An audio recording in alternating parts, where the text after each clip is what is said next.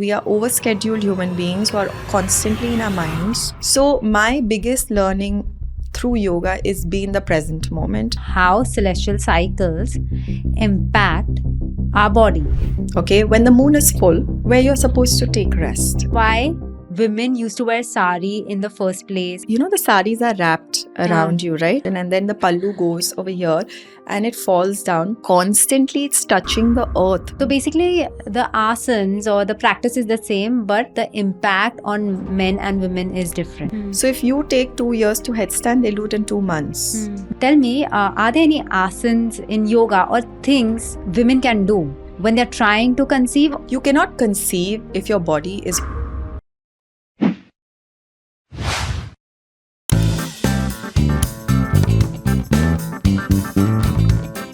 Hi everyone, welcome to a healthy and mindful episode of Being Mom and Beyond podcast.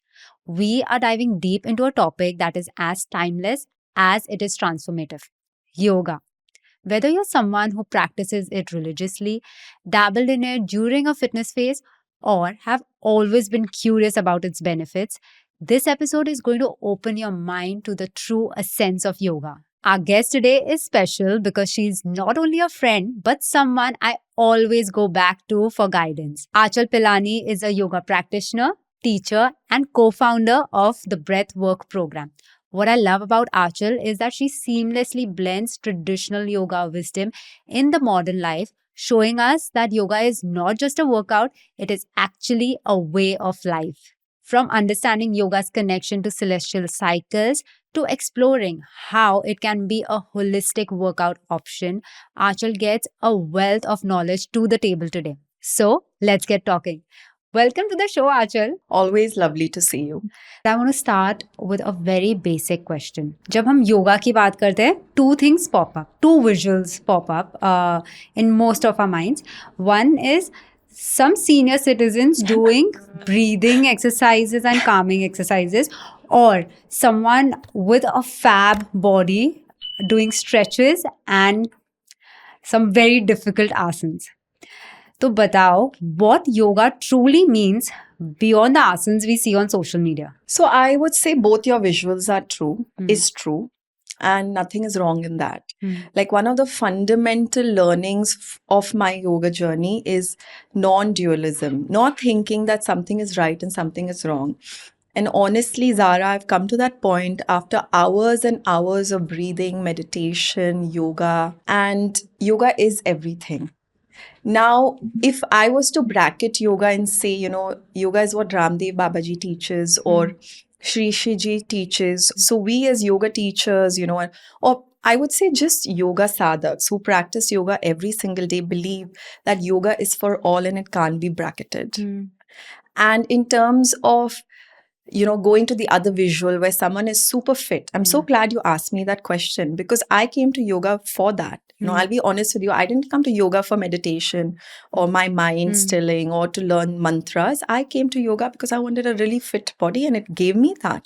And it can give you that, but you have to be super patient, give lot of time and commitment to get to that body that can hold that headstand for 10 minutes without a wall. So it's up to you what you really want to take out of it. But I feel like yoga is everything and beyond what you can think if you give it a chance, an honest chance. So, Aanchal, I'm going to take this thought a little deeper, Right. the connections which you're talking about. And I know I can ask you this question because you're not biased towards yoga in spite of you being a yoga practitioner. Right. You are open to Right. exploring other forms of workout. Movement, yeah. Yes. Totally. So tell me, how do you think yoga connects to our mental, emotional, physical well-being in a way that other workouts probably don't? So I always believe that nothing is bad.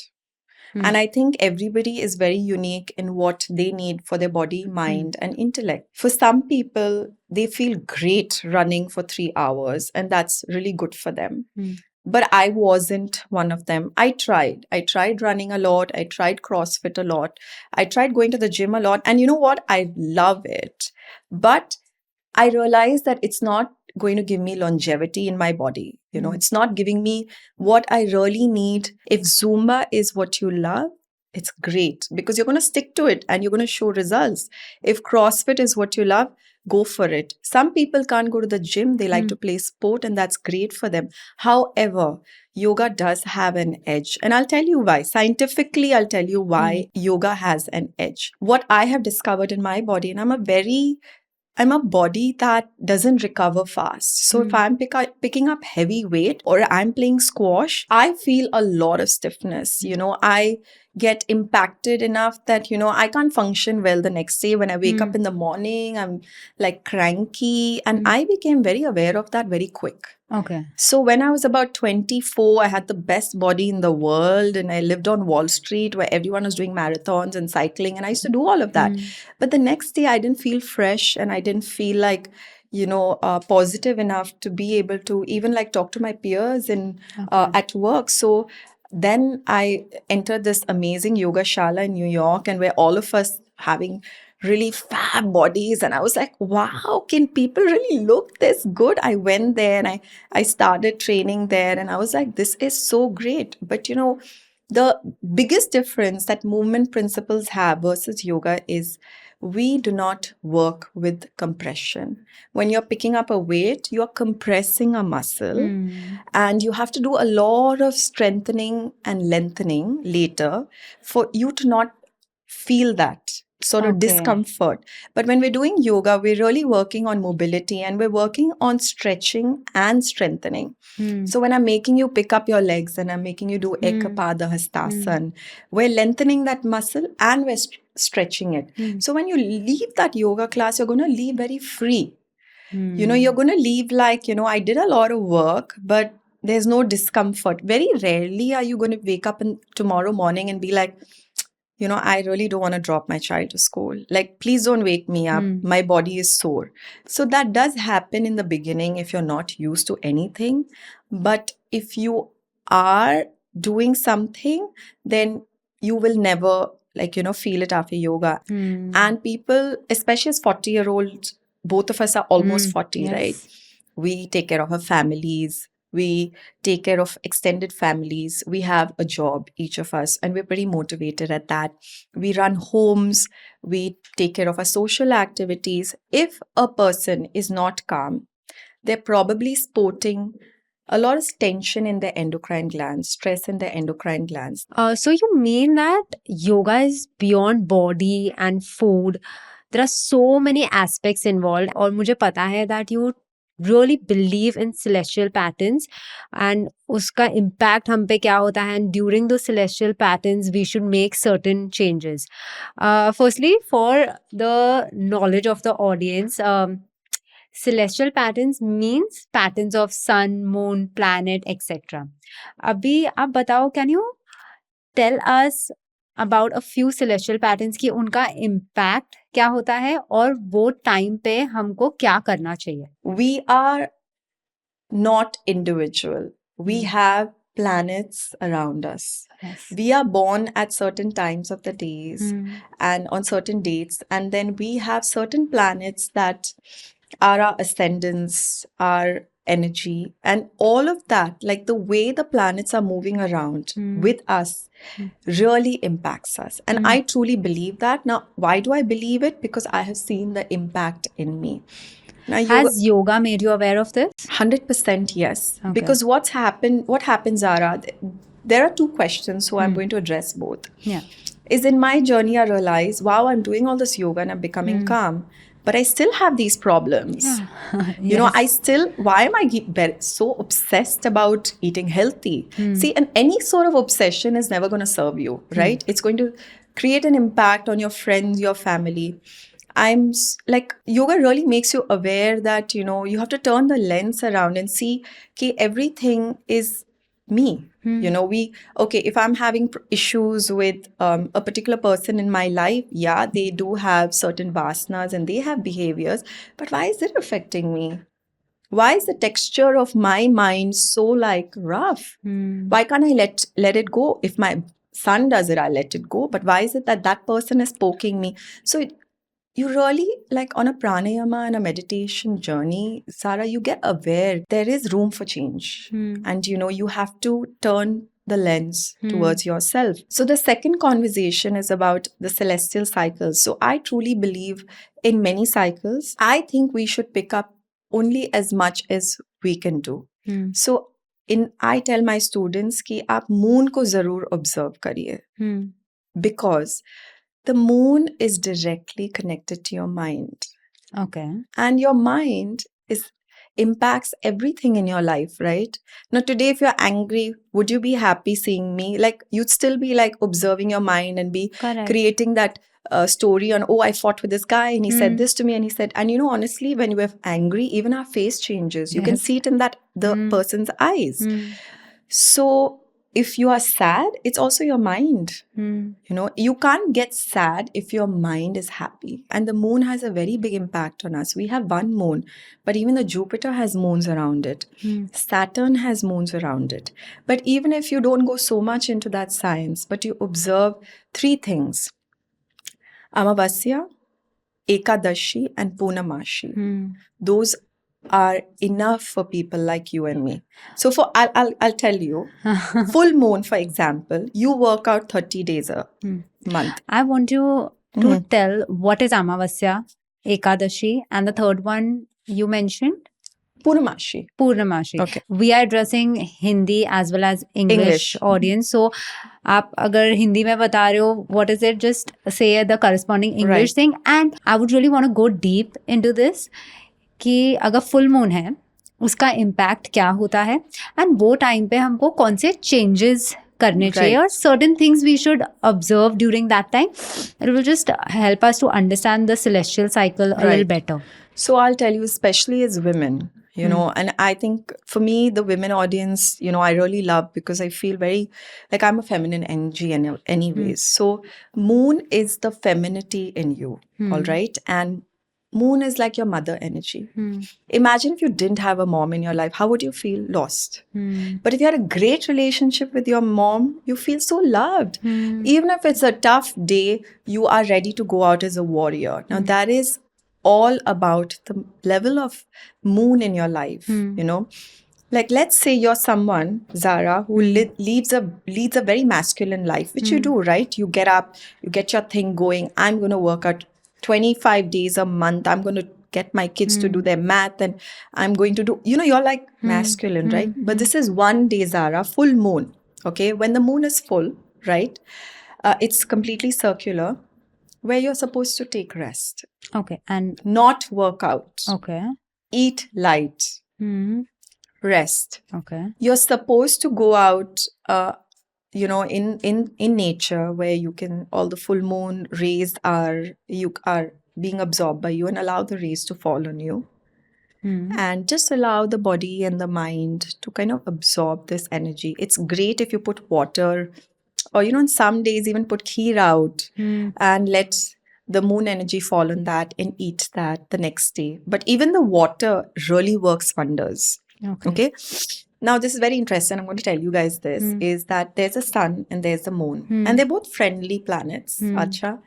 Now, when the moon is close to the sun, it's exhausted or combusted. What does that mean? When the moon goes away from the sun, which is full moon, this moon is strong. So it's feminine energy. It's doing very wonderfully. It's like I'm in all my beauty and I'm feeling so confident. So you go to it and you say, you know what, moon, I really want to be like you. I want to be calm. And moon controls the water in your body. On full moon days, there's high tide, right? Ships also are like, okay, let's say they don't really go on tide times and people stay away from the shore. Similarly, your body is also made out of water.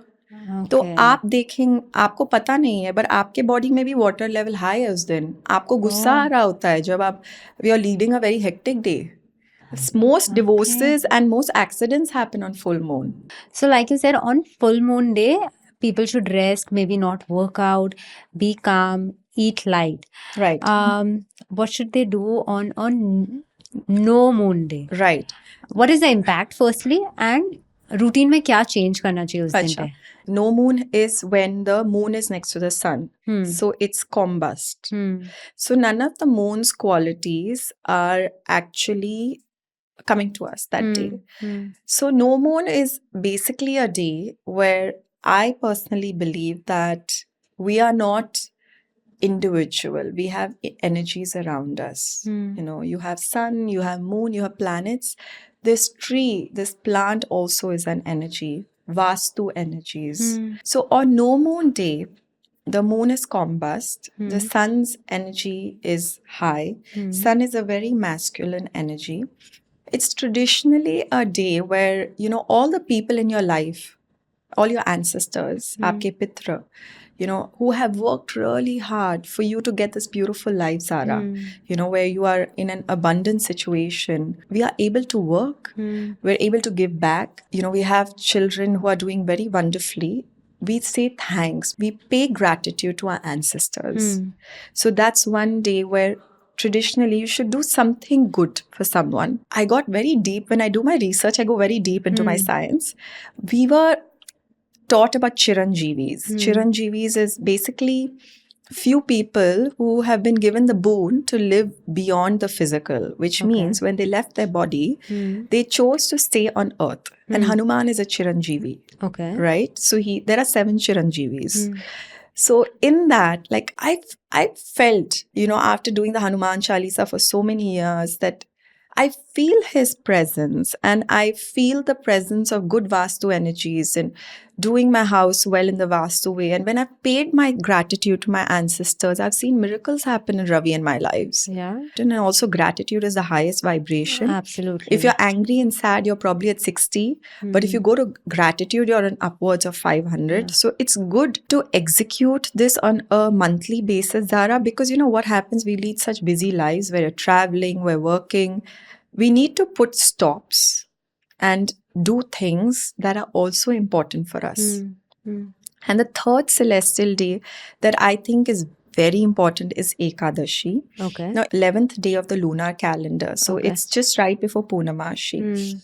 Now, that day, what happens is the planets and Earth are in such a wonderful equilibrium. Matlab ki aapka jo, you know, like what you're receiving from the planets and how you're feeling is in a very good space. That day, if you don't eat, it doesn't impact your body. In fact, you should not eat. That's why our moms used to Fast on Ekadashis. My mom still does. In fact, people who fast on Ekadashis and do it like properly, which means eat millets, they will not have any serious disease. Why do you need to fast or maybe not eat that day? So What's it's the not reason? about, I would say, see, honestly, it's not about fasting or not eating, because you and I can fast and not eat anytime, right? Correct, yeah. It's about abstaining from the regular. तो अगर आप गेहूं चावल खाते हो, don't eat it that day. What is the reason? Your body and your digestion get a rest. Intermittent fasting is all over. It's beyond even intermittent fasting, right? Because whatever repair needs to be done inside will start happening. Your digestion will get to a rest. Your mind will become calm. On that day, everything is aligned that all this can help. Ekadashi is for physical repair mostly. Okay. So it's really to do less about the mind, but more to do with the physical body. And I feel like what's happening these days is, you know, so many people have PCOS and like I get so many queries with people who can't conceive. So many that I feel if they do these certain 3 techniques, these 3 days of observe karo, it will help the body heal from whatever it is doing. I personally feel that. And it's worked with me because my people have done it and it's worked on them. So actually, जो traditions हमारी mom, हमारी grandmom follow करते थे, that was for the overall health. जैसे कि आपने बोला कि पानी या खीर full moon day पे आप बाहर रख दो and then next day you can have it, walking on the grass. I remember you sharing one more thing with me. Why don't you talk about that? The reason why women used to wear sari in the first place, why there was a veranda which was open to the sun and women used to work in the veranda. My quest into this has always been questioning, and when I started studying Vedanta and Ayurveda, I really always went back and understood why things are happening. So Zara, I remember, like, you used to come for my classes and I used to tell people, listen, you guys, you'll need to go out in the garden and walk barefoot. Why? Because earth has an energy, and in Ayurveda we says it carries a kapha energy. Kapha is so going back, I'll tell you, we all of us in this room, you and I, we're made up of 5 elements, and they are called Pancha Mahabhutas, bhutas: water, earth, air, ether and fire. अभी क्या है कि one rule doesn't apply to all.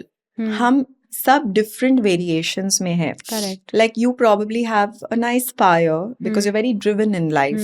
Someone with a very big body and with like a slow stance has probably got more kapha in them, because they have more water and earth in them. You can see it also, big muscular frame, slower digestion, harder to lose weight. Someone like me has more vata in me because I'm very movement oriented. I move a lot of air and ether in me. What happens is we were born a certain way and then कुछ ना कुछ होता है, घर में कुछ होता है, इश्यूज होती है, बहुत ट्रैवलिंग कर रहे होते हैं, रॉन्ग खाना खाया, रॉन्ग एक्सरसाइज किया, पूरे टाइम आप 75th माले पर बैठे हो, your elements get derailed. If my water element is not supposed to be above 20% and it goes above 40, things will start happening in me where I'll feel only like weird. Like imagine when you had a lot of weight on you, you felt lethargic, right? Yes. You felt horrible because that's not your natural constituency. Correct. Similarly, what happens is when we are not aligned to nature, we feel imbalanced and that comes out as emotions. Now, in Ayurveda and Yoga and Vedanta, we realize that, this happens to people on a daily basis. So what have what Vastu and all of them combined did is, they were very intelligent, they were scientists. They said, हम घर ऐसे बनाएंगे कि naturally ये लोग align हो रहे हैं. हम इनको कपड़े ऐसे पहनाएंगे कि naturally इन लोग का imbalance नहीं होता है. तो जैसे मैं I go and tell my students, listen, please, today the sun is in a very good space, the Sankranti day, when you're getting a lot of vitamin D in your body. Please आप लोग sesame seeds खाकर walk कर मेरे yoga class में आओ. I tell them. So, and I also tell some people who have like a bit of like internal disease going on कि आप garden में चल कर आओ. It's very important for you. और धीरे धीरे चलना, भागना नहीं और मोबाइल को बिल्कुल नहीं पकड़ना. So a lot of people do that also. Now, why is that happening? Is because that particular person needs more kapha energy in them. They need to be grounded. They need to pull the water and earth from them. So when you need to be in the sun, you need more fire element. Your digestion is not working too well. You're not driven enough. Go and be under the sun. So similarly, why is it that they wore saris? Is because जब वो सारी the saris are wrapped around you, right? So 7 circles, which actually goes into the planets. Now that's a very long discussion. And then the pallu goes over here and it falls down. Constantly it's touching the earth. Constantly it's taking kapha energy. Now everyone knows women are mad. And we get very hormonal around our menstrual cycles. Yes. तो उनको ground करने के लिए पहले से ही our mother-in-laws put us in saris, which you and I didn't follow only. We didn't follow. And then the whole energy of the earth keeps coming up and we keep getting grounded, and then we become calm. And now, why did they have these beautiful courtyards? They had these beautiful courtyards. They realized that these women need vitamin D and they're working all the time. They're behind their family. So let us create a space where we can plant a tulsi also, which is the biggest filter for carbon dioxide in your house. Okay. You won't fall sick. Abhi kitna hamara pollution बढ़ गया. If you have a tulsi in the center of your house, you don't need those air purifiers. So they realized all of that back then. They said these women will keep coming आगे पीछे, तो उनके naval पे अच्छी तरह सन गिरेगा, अच्छा absorb होएगा, इनका vitamin D maintain होएगा. And then sun is also the biggest cleansing agent, Zara. आपके काजू में अगर कीड़ा लग गया, हाँ honestly you don't need to throw it. I just want to let the audience know. हाँ, हम लोग जनरली सन में रख देते हैं. किसी keep में भी it in the कीड़ा sun. लग गया, दाल में अगर कीड़े हो गए, we put it in the sun. So that entire science of ours that we have received is very powerful. So yeah, the traditions are great. So the traditions actually had a logic Science. जो शायद हम तक पास नहीं हुए because इतना filter हो गया, उसके Right. reasons शायद हम तक पास नहीं हुए. If Yeah. we just knew the reasons behind it, maybe we would still follow it. You have helped me during some very difficult phases of my life. One of which was when I was trying to get pregnant with Heather, and मैं आपके पास आई थी, and आपने मुझे बोला था that you know Zara, every morning मेरे class आने से पहले just go and walk in the sun, expose your belly, and I would want to say that I don't want others to just do this mindlessly. You should have a good yoga teacher instructing you how, when, why you need it, whether you don't need it. So that's a disclaimer I would like to put. But हाँ, आपने मुझे बोला था that go expose your belly in the sun, walk on the grass, and then come for the workout. And I did it without questioning you, and I have walked religiously for 1.5 months. And at the end of 2 months, I actually got pregnant. I was pregnant with Heather. I know. And I don't know how it worked. I mean, I just feel everything came together. Yeah. But I wanted to share this experience. I don't know the reason behind it. I just followed what you said, and I guess just planets aligned, and I got pregnant. I think it had to happen. You know, it was in your due. But Yeah. you know, I always feel like I got all my lessons and my knowledge after going through something, and maybe you had to, and maybe we had to do this or whatever. So, I personally believe, Zahra, that nature can heal anything. Now that we are on this topic of conceiving, सभी बात कर रहे थे, the infertility rates have gone very high. Right. And if not infertility, it's getting very difficult to conceive. It's taking much longer to conceive. And medically, सब ठीक है, when people get tests done, medically सब ठीक है, but सिर्फ conceive नहीं हो रहा. I've heard so many incidents like this. I was one of that case. Tell me, are there any asanas in yoga or things जो women can do when they're trying to conceive, or in general to support their reproductive health? Number one thing that I want to work with anyone is relaxation. So I really want to understand, you cannot conceive if your body is holding on to a lot of stress. You don't know that. But if your nervous system is in fight and flight mode, it's thinking that there's a fire here. When there's a fire here, how is it going to take energy there and actually do the conception? It's going to always have its attention on the fire. So very first, we need to get this person off fight and flight mode. And for me, the only way, like as a teacher, I have been able to deliver this is through breathing. So I think the person who has not tried it, who's trying to conceive, find someone, do really, really long breathing sessions every single day, an hour. Do a lot of box breathing. Do a lot of anuloma viloma, alternate nostril breathing that's balancing your right and left brain. Tell her or him to put you in these asanas called Supta Baddha, which is basically lying down on a bolster, opening the heart center, having your chin mudra, maybe having your legs in a supine position, doing a lot of shavasana with like yoga nidra, when someone is actually taking you down through a meditation where you're visually relaxing yourself and able to go into your subconscious mind and plant something.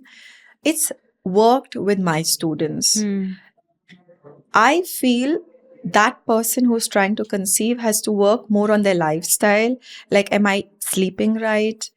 Am I, not eating processed food? Have I removed lead and, all those pollutants from my food? Am I exposing myself to the sun, which is such an important element in our body? Is my vitamin D and my B12 good? Is my relationship with my husband right?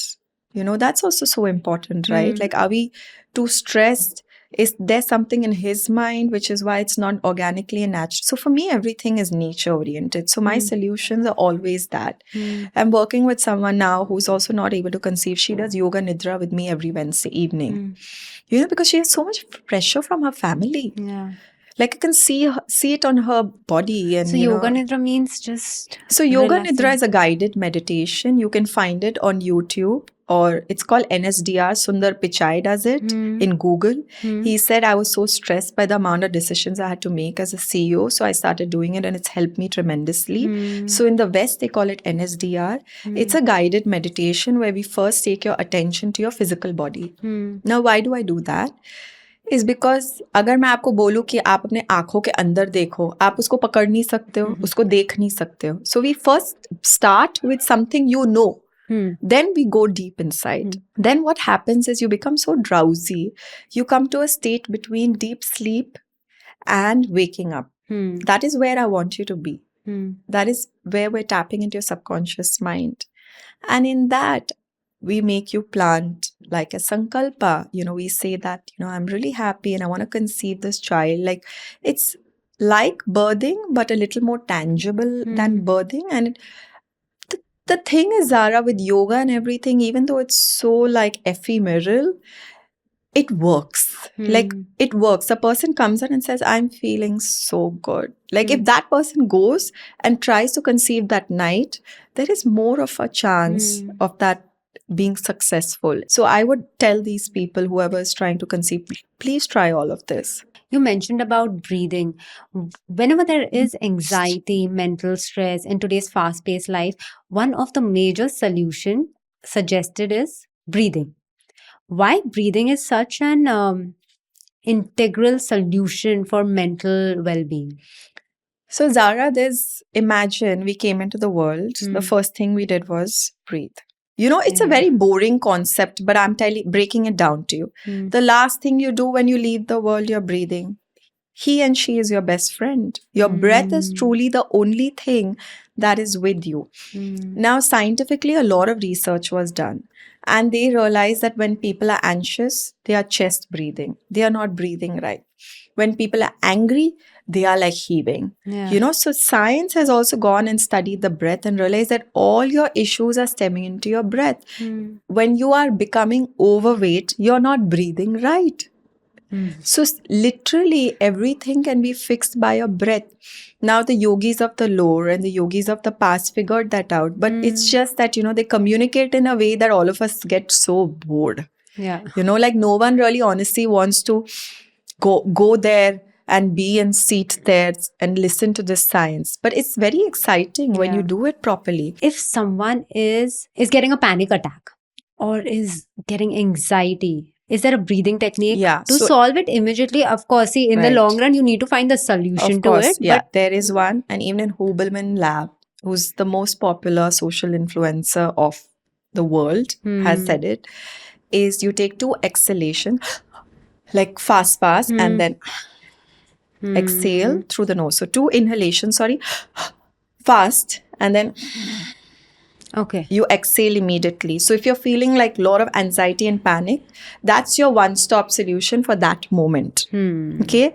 Now, if you're feeling very negative, but you're someone who's very suppressive and you can't do this in a board meeting, then Sri Ravi Shankar has said, tap 3 times on your left foot and then tap 3 times on the right foot. Okay. So this really helps. Try that, you know, because we always can't be expressive in our situations. And then the biggest, for me, for someone like me, I just begin belly breathing. To learn right now, I would say put one hand on your heart center, one hand on your chest. And as you take a deep breath in, let your belly push into your hand like as if you're pregnant. And बहुत धीरे से आप उसको release करिए. And बहुत धीरे से वो नाक से बाहर आना चाहिए. Where you're inhaling for 4 counts and you're exhaling for 8 counts. But you know, honestly, when you're angry and you're panicked, that will not work. What will work is the first 2. Okay. And when you are angry, the earlier one was for a panic attack or anxiety. But when you are really angry, or, you know, when you have had a bout of anger, like really shouted, screamed your lungs out, You just want to calm yourself So down. usually when people are angry, their heart rate is very high. Correct. Okay. Most likely, if you're one of those people who has a very controlled anger, what has worked for me, honestly, is box breathing. Can you explain box breathing? There are two ways to do box breathing. The easy way, which I can teach in a podcast, but there's a more scientific and yogic way, which you should learn from a teacher and in a more prepared session.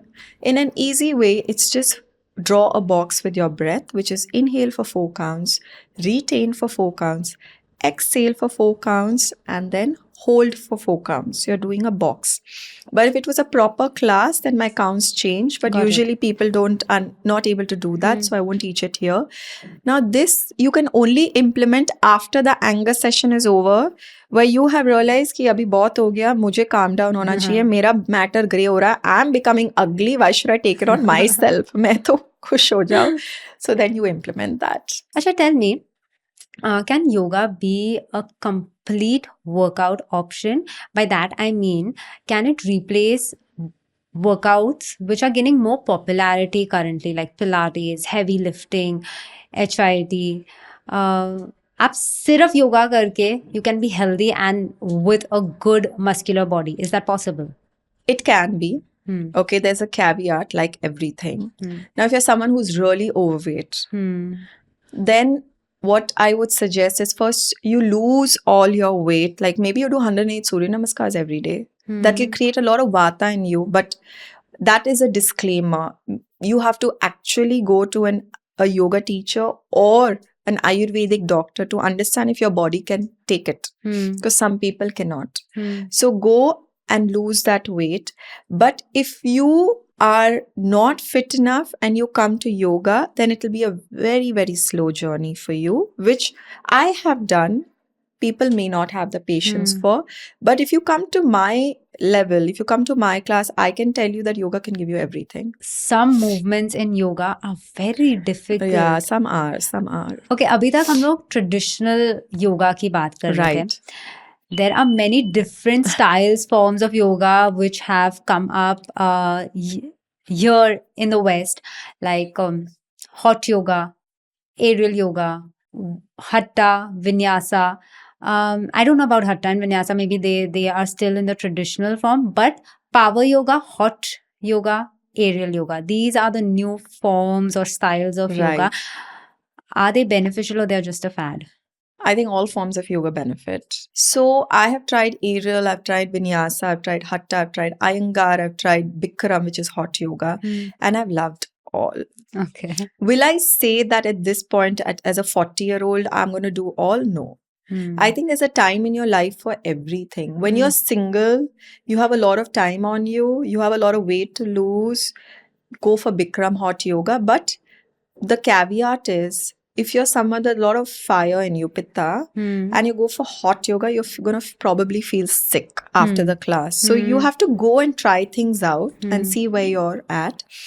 Aerial is fab. Like it's, for me, I've loved aerial and I've loved teaching aerial because the Iyengar he was a very prominent teacher of yoga. He used to use these props like bricks. He used to use ropes on the wall to teach yoga. So aerial is like a modern form of yoga where we're using a prop again, like a rope, to kind of open your body and make you do things it's not accessible to you. So some people don't want to do a headstand. So I say you do upside down pose, bat pose, and they love it.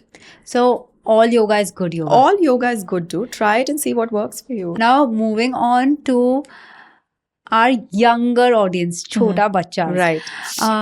You're working with schools currently. Right. Tell me, schools को compulsory बना देना चाहिए yoga sessions को, and not like generally school में yoga sessions होते हैं once in a month or once in 2 months. They'll call a yoga teacher, they'll introduce the kids to something, and then it just vanishes. Right. I mean to ask कि उनके weekly routine में yoga session होना चाहिए school में. You think that will benefit the kids today? Yes. And it should be done in schools. And I feel like everybody's been telling me to work with kids. Now, I've been telling everyone that our kids have such a busy schedule. They've already, I mean, we have like plethora of classes. Only if the schools tap into yoga can it really create transformation, right? Now, when I went and I worked with the kids, we first met it in a very fun way. I made them dance a bit. I played happy. And then I told them, you know what, we're all going to enter a Zen den. And they were like, huh, what's Zen den? I said, you know, it's a place where we're not working on our physical body. We're working on our mind because we want to be happy and healthy in our mind. I see kids assume that I'm always happy and healthy. I'm the perfect child. Then I made them aware that nahin yaar, there are times when you're angry and you're mean. We had a conversation, all the kids and me, that when we are feeling very mean, you know, it is not because we are bad. It's because someone else has been mean to us. And we want to throw that mean bug on someone else. So then that gets transferred all around the room. And then we are in a room of unhappy people. So they were like, yeah, Anchal auntie. And I was like, how can we help ourselves then? So I told them, let's go into a Zen den and let's work on that. So, you know, if I keep going back or any other teacher goes back and keeps working on children like that, you know, where she talks about the fact that thoughts are like bubbles and thoughts come and go. Let thoughts pass. Sometimes your thought will be angry. Sometimes your thought will be sad. But if I go once a month or once a year, kya hoega yaar? Nothing will happen, na? So really, honestly, my journey now, Zara, I've been really thinking about working with kids because I feel like after things that have been happening around us, I feel like we need to give them tools to be like more resilient. I taught the kids breathing techniques. We did sound healing and they were honestly all still. So this is from their mental wellness point of view. You feel that at least bi-weekly those schools mein yoga sessions hone chahiye. Now, what is the correct age where kids can get into yoga physically? 7 and above. 8 and above is also good, but 7 and above. And that is when the joints are ready enough to take the practice. Now you will really see yoga unfold at 11, 12, 13. Because that's when they're going through puberty, hormonal, menstrual, you know, peer pressure, like body changing. That time would be ultra fab. And if they're able to carry it on, like 18, 20, they'll not be like us. They'll be super fit. I know. So 7 and above is 7 something. and above. And I would say after 11, 12, to pakka they should do. Coming back to us, is yoga different for men and women or the approach is the same? It's universal. It feels different for both. So what you will receive is very different for what the average male would receive. So the men actually are impacted way more than the women. Okay. In what way? Explain. Because of just the body type, the way bodies are made, they are more muscular and they are tighter.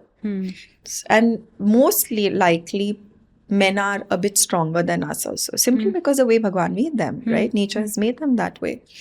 So when they come to yoga, their strength kicks in. So if you take 2 years to headstand, they do it in 2 months, which has happened in my classes. The men are overperforming and how, and the women get really pissed off because they're like, "मैं तो इधर 2 साल आ रही हूँ और मैं नहीं कर सकती." And husband came and he nailed it. But it's just nature, how God has made them, like you they're said. stronger bodies. Now what happens is, women are very aware that we're not calm, we're hormonal, we're messed up. Men don't even know. And they to think we're perfect, dude. Like we're super perfect. So when the but men... isn't that great, like in a way? In a way, that's great. And that's why they're men, right? They take care of us. Yeah. You know, we need a lot of taking care of. Yeah. Like they are shouldering everything. They have to pay the bills. They have to take care of our like tantrums and take care of our like kids and their journey ahead and, you know, how they're navigating that and the social circles and whatnot. So when they come for yoga, for them to come into a state where they're relaxed is very different. But I have seen the impact on men is amazing. So basically, the asanas or the practice is the same, but the impact on men and women is different. Different. Because how nature has made them. Made the bodies and the minds and the responsibilities. What is that one yoga practice you feel everyone should do, whether they are practicing yoga or whether they're not practicing yoga? I would say it is on full moon day. Go and find someone to do a full moon practice with or to do breathing with. I really feel that that would help you decode a lot of the issues in your life.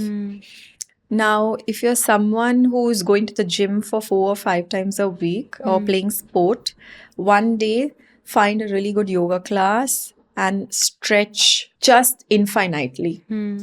What you will achieve later in that same sport or in gym will be way more. And so I've given you two situations. One person who has no time, go for full moon. The other person who is a gym phobe, go for stretching, go for yin yoga or restorative yoga. And then I'm talking to the average woman who is, going for Zumba and going to gym and also going to HIIT and, doing all these things. I feel like women really need breathing. Like, I really feel like women, our lives will change if we pause and take stock of our situations and don't engage in the thoughts that are constantly bombarding in front of us. And I really feel like women should do breathing. It would really help. Don't even do the asanas. Just move and do breathing. Okay, Aanchal, last question. If there is one yogic lesson you would want our audience to take away today, what would that be? So I think the biggest learning for me is that, and I think everyone hears this a lot from yoga people, is to really be in the moment. And that is a very loaded statement. For like a layman, it's like, okay, she's just saying to be in the moment. But I want to tell you that we as human beings, we're checked out at all times. By checked out, we are overscheduled human beings who are constantly in our minds. And we are always into our future predictions. Ki ye karna hai, wo karna hai. We are always jumping from one subject to another subject. And you will not believe it, Zahra, but the biggest learning that I've had is every thought is energy. Okay? Now, what does that mean? Is that right now, if I'm thinking I want to drink a glass of water while I'm talking to you, my delivery of this conversation will be lesser. Yes. Because my energy is being taken away by this thought. The more concentration and energy I pour into our conversation, you'll feel my energy a lot more. Correct. And that impact will go to you, which means whatever I'm doing with complete concentration in the moment is going to make me more productive and successful. So if I am thinking about a situation which is very sad, a lot of my energy is being depleted out of my own digestion. So why am I putting on weight? I'm going to the gym every single day. Because you're thinking all these thoughts that is bringing your vibration down. So you mean to say that being present? Be very present. That really makes a difference. And how can you be very, very present? By meditation, by breathing. But then, Aanchal, this is really contradicting our modern way of living where we say multitasking is everything. So multitasking and being present is also same, Zahra, because when you're multitasking, you're going from one task to another task, but you're not doing it simultaneously. Got it. So when you're in that one task, go in 100%. Finish that, be present, finish it, then move in on. Such a way that your energy is not being driven to something else, where your mind is not being blocked, where not allowing conversations of the past or predictions of the future to deplete yourself. Then if something is supposed to take an hour, it will take 15 minutes. I guess we all have experienced that at some point. Right? Now, times when you were not like in the best state of mind, but you were not able to do things in a good fashion. So my biggest learning through yoga is be in the present moment, because it will unravel everything in your life. That's a beautiful point where we can end the conversation but not the podcast. I have a fun segment which is called Quick 10 with Zahra. I'm going to ask you 10 questions and you have to answer them rapidly. So let's begin. What's your favorite yoga pose? Headstand. Early morning yoga or evening yoga? Depends. on the situation and the time. I think you should be flexible in everything. Saris or yoga pants? Yoga pants for me. Breathing exercises or meditation, your personal go-to? My personal go-to now is meditation. The most overhyped yoga myth is that it is boring. A health benefit of yoga that surprised you? Your food choices will become way healthy than you trying to actually control them. Traditional wisdom you swear by? Be in the sun. A book or a resource on yoga you would recommend to beginners? Autobiography of a yogi. Favorite yoga destination or retreat you have been to? Aman Bagh. One misconception the West has about yoga? The West actually has it right. They've actually copyrighted yoga for the most part. Segments of it, not all of it. Okay, moving on to the next question. What's more challenging, teaching yoga or practicing it?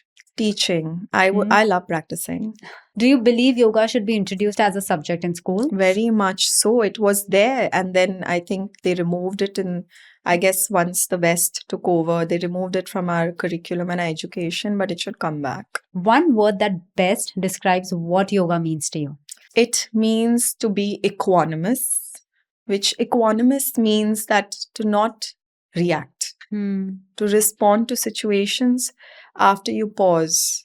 So you truly do the right thing. Beautiful. And this brings us to the end of the podcast. Our conversation can go on, but like they say, good things come to an end. So this brings us to the end of our conversation, and I'll see you in class. All right. Thank Would you love so having much. you. Thank you.